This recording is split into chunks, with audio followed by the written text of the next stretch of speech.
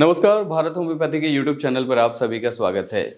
क्या वेरिकोसील का होना आपकी एज़ोस्पर्मिया की कंडीशन बन सकता है? आज इसी विषय पर हम आपसे बात करेंगे, तो इसके लिए आपको क्या करना पड़ेगा? इसके लिए आपको वीडियो में लगातार बने रहना पड़ेगा। जब बात आती है वेरिकोसील की कंडीशन की, तो काफ़ी क्रिटिकल हो सकती है, क्योंकि प्राइमरी स्टेज पर, इनिशियल स्टेज पर ये बहुत मामूली लगती है, बहुत नॉर्मल लगती है। लेकिन जब ये कंडीशन बढ़ती चली जाती है, तो ये कई तरह की आपके सामने समस्याएँ पैदा कर सकती है, जिसमें आपको लो स्पर्म काउंट की समस्या हो सकती है, आपको इरेक्टाइल की प्रॉब्लम भी हो सकती है, साथ ही आपको आगे जाके ये इम्पोटेंट भी बना सकती है, अगर आप इसका प्रॉपर इलाज नहीं लेते हैं, अगर आप इसका टाइमली उपचार नहीं करते हैं। यानी कि कंडीशन जो माइल्ड होती है, वो अगर सीवियर में कन्वर्ट हो जाती है, तो फिर परेशानियाँ कई तरह की ये पैदा भी कर सकती है, जिसमें से एक कंडीशन होती है एज़ोस्पर्मिया की।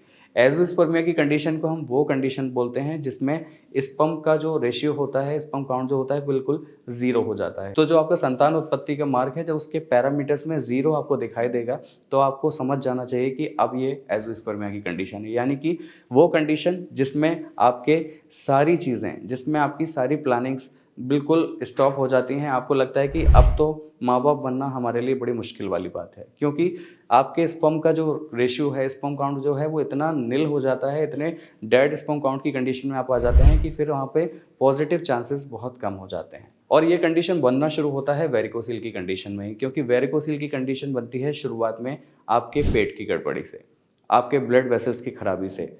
आपका पेट खराब होता है, आपका पेल्विक एरिया पर प्रेशर पड़ता है, जिसकी वजह से क्या होता है, आपके टेस्टिकल्स प्रभावित होना शुरू हो जाते हैं।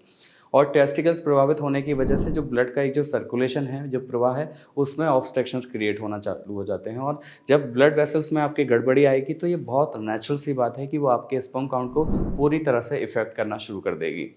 तो जब आपका स्पर्म काउंट का प्रोडक्शन नहीं होगा प्रॉपरली, तो आपका स्पर्म काउंट लो होना लाज़मी सी बात है, और आगे जाके समस्या बनती जाएगी, फिर धीरे-धीरे करके ओलिगोस्पर्मिया की, और फिर लास्ट स्टेज जो होता है, वो होता है एज़ोस्पर्मिया का। तो वेरिकोसील की जो कंडीशन है, वो बन जाती है सारी परेशानियों की वजह। तो इसके लिए आपको वेरिकोसील की कंडीशन को नज़रअंदाज नहीं करना है। वेरिकोसील में कंडीशन बनती है आपकी पेट की खराबी से, जैसा कि हमने अभी आपको बताया।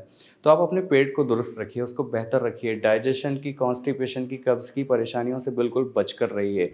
आप एक हेल्दी फूड को इंटेक कीजिए।